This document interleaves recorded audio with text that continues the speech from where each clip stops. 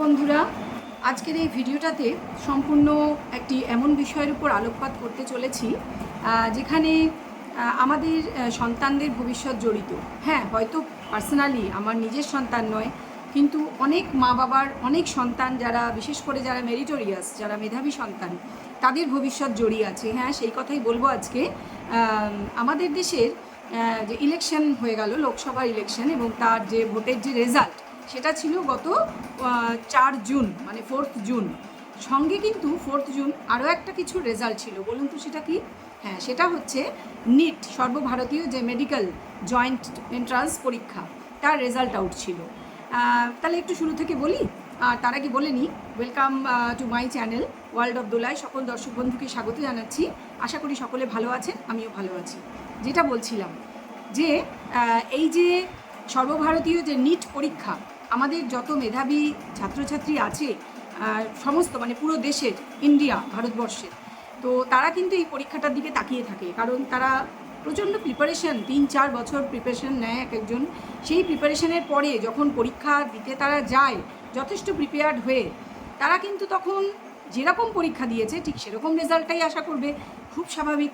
কিন্তু তখন মানে যদি না মেলে, সেটা তাদের যা পরীক্ষা দিয়েছে তার সঙ্গে যদি রেজাল্ট অন্যরকম কিছু হয়, র্যাঙ্কিং যদি তেমন খারাপ আসে, ভেবে দেখেছেন তাদের মনের অবস্থাটা কী হতে পারে?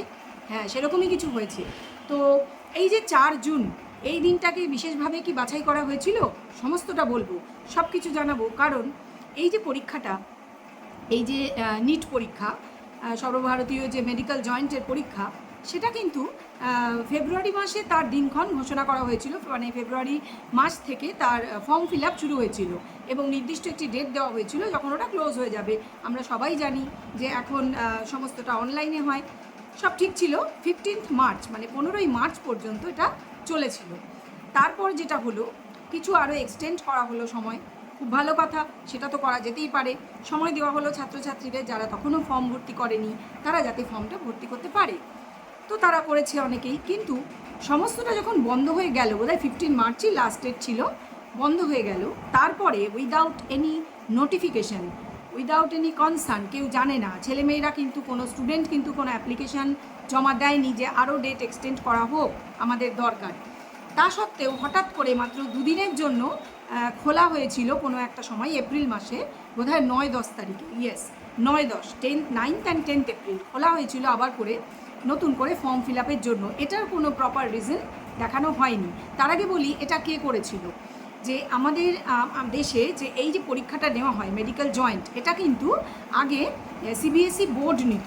ঠিক আছে, আগে বলতে 2018 পর্যন্ত, 2018 পর্যন্ত। তারপর 2019 থেকে এটা কিন্তু দায়িত্ব দেওয়া হয় এনটিএ বলে একটি সংস্থাকে, ন্যাশনাল টেস্টিং এজেন্সি। ঠিক আছে, কারণ তাদের উপর ভরসা করা হয়েছিল। তাহলে ভরসাটা কেন সিবিএসইর উপর হারিয়ে ফেলা হয়েছিল? নিশ্চয়ই তার কিছু তো কারণ ছিলই। যথেষ্ট ভালোভাবে যে পরীক্ষাটা কন্ডাক্ট করা, এগুলো বা ব্যবস্থা ঠিক মতন, বা কোনো রকমের দুর্নীতি ইত্যাদি ইত্যাদি নানান সন্দেহ তাদের উপর হওয়াতে সিবিএসই বোর্ডকে এই পরীক্ষাটার থেকে সরিয়ে দেওয়া হয়। কারণ এই যে সর্বভারতীয় মেডিকেল জয়েন্ট, এটা কিন্তু একটা ভীষণ ভীষণ মানে ইম্পর্টেন্ট একটা পরীক্ষা, যেখানে কিনা আমাদের দেশের হবু ডাক্তার তৈরি হবে এবং প্রচুর ভালো ছেলে মেয়ে। আমরা জানি যে ক্রিম পার্ট যারা দেশের, তারা কিন্তু ডাক্তার হয়, মানে ডাক্তারি লাইনটা বেছে নেয়, মেডিকেল লাইনটা। সেক্ষেত্রে তারা এই পরীক্ষাটার দিকে তাকিয়ে থাকে।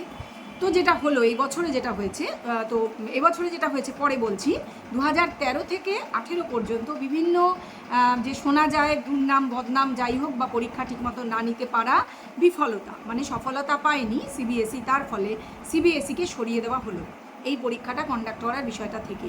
দিয়ে এনটিএ বলে যে সংস্থাটি, তাকে দায়িত্ব দেওয়া হলো। তারা মোটামুটি ধরে নেওয়া হচ্ছে ভালোভাবে করছিল।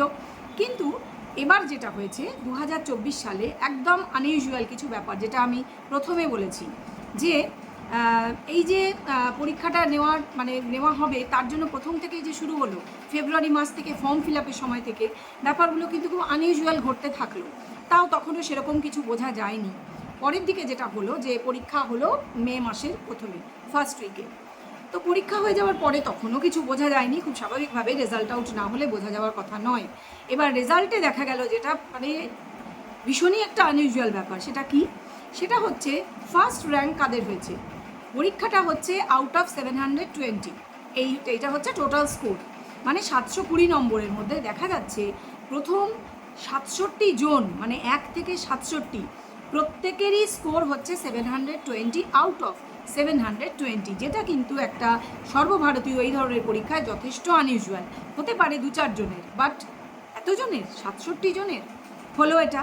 এছাড়া অনেক কিছু ধরা পড়েছে, যে পরীক্ষার আগের দিন, যে 5 তারিখে বোধহয় পরীক্ষা হয়েছিল, তার আগের দিন 4 তারিখ রাত্রিবেলা টেলিগ্রাম, বোধহয় টেলিগ্রাম যে অ্যাপটা আছে সেখানে কিন্তু পেপার লিক হয়ে গেছিলো। সবচেয়ে বড় স্ক্যামটাই হচ্ছে পেপারটা লিক হয়েছিল। এই পরীক্ষার পেপার লিক হওয়া কিন্তু একটা মানে যথেষ্টই কি বলবো, ভেতরে গণ্ডগোল না থাকলে তো সেটা হয় না, বড় স্ক্যাম। তো পেপার লিক হয়েছিল, এবং যে লিক হওয়াটা কীভাবে জানা গেল, এটা জানা গেছে বিহার পুলিশ কিন্তু তদন্ত করে এটা বের করেছে, কয়েকজনকে অ্যারেস্ট করেছে, কারণ স্বাভাবিকভাবেই তাদের টুইটার, তাদের যে টেলিগ্রামে দেখা যাচ্ছে তারা এটা নিয়ে কথা বলছে, এগুলো দেখা গেছে। এবং তারপর যে পরের দিন যখন পরীক্ষা হলো, পরীক্ষা দিয়ে হল থেকে বেরিয়ে কিছু ছাত্র কোয়েশ্চেন পেপারটা আপলোড করে দেয় সোশ্যাল মিডিয়াতে। সেক্ষেত্রে পরীক্ষা তখনও শেষ হয়নি, তখনই কিন্তু পেপার আপলোড হয়ে গেছে। এটা কী ধরনের লিক হলো? এটা এই ধরনেরই লিক হলো যে কিছু ছাত্র তখনও পরীক্ষা দিচ্ছে, কিছু ছাত্র হল থেকে বেরিয়ে গিয়ে সোশ্যাল মিডিয়াতে পেপার আপলোড করে দিচ্ছে। অতএব পেপার লিক কিন্তু হয়ে গেল, এবং তারা পেপারটা নিয়ে হলের বাইরে বেরিয়ে গেছে। ঠিক আছে, এটা বোঝা গেল। এই সমস্ত হওয়ার পর রেজাল্ট যখন এলো, তখন দেখা যাচ্ছে 1 থেকে 67, মানে 1 to 67 এই র্যাঙ্ক, মানে 67 জন পেয়েছে ফুল মার্কস। ঠিক আছে, তাতে করে যেটা হলো যে আগে দেখা যেত, এর আগে পর্যন্ত গত বছর পর্যন্ত যারা 711 সেই র্যাঙ্কও কিন্তু দিল্লি এইমসে স্টুডেন্ট চান্স পেত, কিন্তু এখন তারা অনেক পিছিয়ে যাচ্ছে। 660 র্যাঙ্ক হলে তার কিন্তু যথেষ্ট ভালো র্যাঙ্ক ছিল। সরকারি কলেজ তো একদম বাঁধা, কিন্তু এক্ষেত্রে যেটা হচ্ছে, সরকারি কলেজ পেতে হলে একেবারে এই 720 মানে এই আশেপাশে না থাকলে কিন্তু হচ্ছে না। আর যেটা হচ্ছে 660-এ অনেকটা পিছিয়ে যাচ্ছে, তার আসছে 20,000, যেটা কিনা 4,500 র্যাঙ্ক হতো এর আগের বছর পর্যন্ত। তাহলে কাট অফ মার্কসটা এত হাই রাখা হয়েছে, এটাই বোঝা গেল। কাট অফ মার্কসটা 5 গুণ 5 টাইমস বাড়িয়ে দেওয়া হয়েছে, এবং সেটা কিন্তু কেউ জানেই না, কারোর কোনো আইডিয়াই নেই যেটা হয়েছে। তার ফলে যেটা হলো, প্রচুর মেধাবী ছাত্র কিন্তু তাদের দিশাটা হারিয়ে ফেললো। তারা কিন্তু 3 থেকে 4 বছর প্রচণ্ড পরিশ্রম করে তারা একটা জায়গা জানে, তারা এই জায়গাটা পাবে, কিন্তু এই যে স্ক্যামটা হলো, যে পেপার লিক করে দেওয়া, এবং এই যে পেপার লিক, যেটা বিহার থেকে জানা যাচ্ছে সবচেয়ে যে ভয়ঙ্কর কথাটা, যে পেপার যখন লিক হচ্ছে 25 থেকে 30 লাখ টাকার বিনিময়ে, কোথাও 50 লাখ টাকার গল্পও কিন্তু শোনা গিয়েছে। এই টাকাটা কেউ কাউকে দিচ্ছে, স্বাভাবিকভাবে যে পরীক্ষা দিচ্ছে তার ফ্যামিলি থেকে দেওয়া হচ্ছে টাকাটা, সেই টাকাটা দিয়ে তারা পেপারটা হাতে পেয়ে যাচ্ছে। ডেফিনেটলি ছাত্র সবাই ভালো, কিন্তু পেপার আগের দিন রাত্রিরে হাতে পেয়ে যাচ্ছে।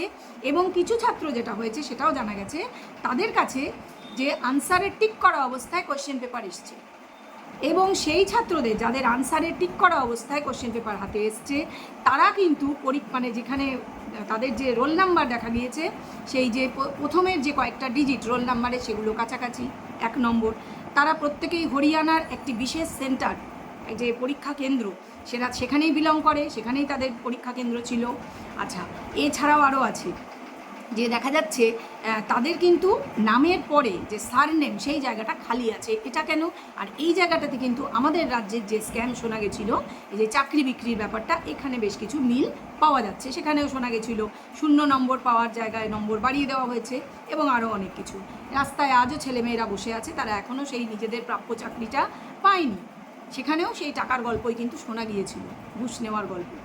তাহলে এইগুলোর থেকে আমরা কি বুঝবো? যে চাকরি বিক্রি তো ছেড়েই দিন, এখানে একটা মেডিকেল জয়েন্ট দিয়ে, যেখানে খুব মানুষের জীবন নিয়ে যাদের কারবার, তারা ডাক্তার হবে, হবু ডাক্তার, সেখানে যদি এই ধরনের স্ক্যাম হয়, এবং সেটা এইভাবে ধরা পড়ে যাচ্ছে যে টাকার লোভ এত, যে 67 জনকে 1 নম্বর র্যাঙ্ক পাইয়ে দেওয়া হলো, এবং তার ফলে যারা মেধাবী ছাত্র, তাদের র্যাঙ্ক এতটাই পিছিয়ে গেল। কারণ আমরা জানি এই ধরনের সর্বভারতীয় জয়েন্ট এন্ট্রান্সে সামান্য পয়েন্টের এদিক ওদিকে র্যাঙ্ক অনেকটা পিছিয়ে যেতে পারে। সেখানে এতটা পিছিয়ে গেল, তারা সরকারি কলেজে চান্সই পাবে না, যারা প্রকৃত যোগ্য ছেলেমেয়ে। তার ফলে যেটা হলো সেটা বলি, এই যে ছেলেমেয়েরা যাদের পাওয়ার কথা অথচ তারা পেল না, স্বাভাবিকভাবেই সুপ্রিম কোর্টে কেস করেছে। তারা অনেক ব্যবস্থাই নিয়েছে, তাদের পরিবারের লোকজনও তো ছেড়ে দেবে না। অতএব যেটা হবে, যেটা হওয়া উচিত, আমি জানি না হবে কি না, যে পুরো যে প্যানেলটা তৈরি হয়েছে, এই যে স্টুডেন্ট যারা চান্স পেয়েছে, পুরো প্যানেলটাই হয়তো বাতিল হয়ে যাবে এবং সেটা হওয়া উচিত। আবার নতুন করে পরীক্ষা নেওয়া হোক যথেষ্ট সাবধানতার সঙ্গে, এই সমস্ত ব্যাপারগুলো যেন আর না হয় যেগুলো হয়েছে। তবেই একমাত্র প্রকৃত জাজমেন্ট যেটা হবে এই যে মেধাবী ছাত্রগুলির সঙ্গে। তবুও আমরা কি পারবো সবাইকে জাজমেন্ট এনে দিতে? না, পারবো না। কারণ একটা আমি এক্সাম্পল দিচ্ছি, বেশি এক্সাম্পল দিতেও আমার অস্বস্তি হচ্ছে। আমি একটু আগে একটা ভিডিও দেখলাম, সেখানে ওই স্বাভাবিকভাবে একটি 18-19 বছরের মেয়ে যে পরীক্ষাটা দিয়েছিল এবং যে শিওর ছিল যে সে যথেষ্ট ভালো র্যাঙ্ক করবে, স্বাভাবিকভাবেই র্যাঙ্ক তার এত পিছিয়ে গিয়েছে সরকারি কলেজে সে পায়নি। তাকে আমি দেখলাম সিসিটিভি, তাদের যে ফ্ল্যাট বাড়ি হোক, বাড়ির ছাদ হোক, সিসিটিভিতে ধরা পড়েছে মেয়েটি বসে আছে ছাদের কার্নিশ বা বারান্দার রেলিং, বোঝা গেল না, বোধহয় বারান্দার রেলিং, সেরকমই বলা হয়েছে খবরটিতে। বসে আছে মেয়েটি উদাস হয়ে, এরকম অনেক ছেলেমেয়েরই হয়েছে, একদম নার্ভাস ব্রেকডাউনের মতন হয়ে গিয়েছে তাদের। মেয়েটি উদাস হয়ে বসে থাকতে থাকতে একটা ঝটকা লাগলো, মেয়েটি স্লাইড করলো, ঝাঁপ দিল এবং আশা করি নয়, সেখানে লেখাই রয়েছে মেয়েটি আর নেই। তো এই যে একটা তাজা প্রাণ শেষ হয়ে গেল, এবং এরকম একটা নয়, মিনিমাম 4 থেকে 5 জন অলরেডি তারা কিন্তু নিজেদেরকে শেষ করে দিয়েছে। হয়তো আবার পরীক্ষা হবে, হয়তো আবার করে নতুন করে সব কিছু ঠিকঠাক হয়ে যাবে, কিন্তু এই যে তাজা প্রাণগুলো চলে গেল তার বিচার তো আর হবে না। তাদের প্রাণটা তো আমরা ফিরে পাবো না। যে বাবা মায়ের সন্তান গেল সেটা তো গেল কিছু মানুষের লোভের জন্য। তাহলে আপনারা কি বলেন কমেন্ট বক্সে জানান যে এই যে স্ক্যাম, এই যে শুরু হয়েছে, যে চাকরি বিক্রি বলুন, পড়াশোনার কোনো ভালো জায়গায় চান্স পাওয়া, সর্বভারতীয় পরীক্ষাগুলো র্যাঙ্ক এগিয়ে দেওয়া টাকার বিনিময়ে, এই স্ক্যাম আর কতদিন চলবে? আর যেভাবে ভোটের রেজাল্ট আমরা দেখলাম তাতে করে ভয়টা আরও বেশি বাড়লো। এবার আপনারা কি বলেন কমেন্ট বক্সে জানান, অতি অবশ্যই কমেন্ট বক্সে জানাবেন। ভিডিও ভালো লাগলে ভিডিওতে একটা লাইক করে দেবেন আর শেয়ার করবেন বেশি করে। নমস্কার।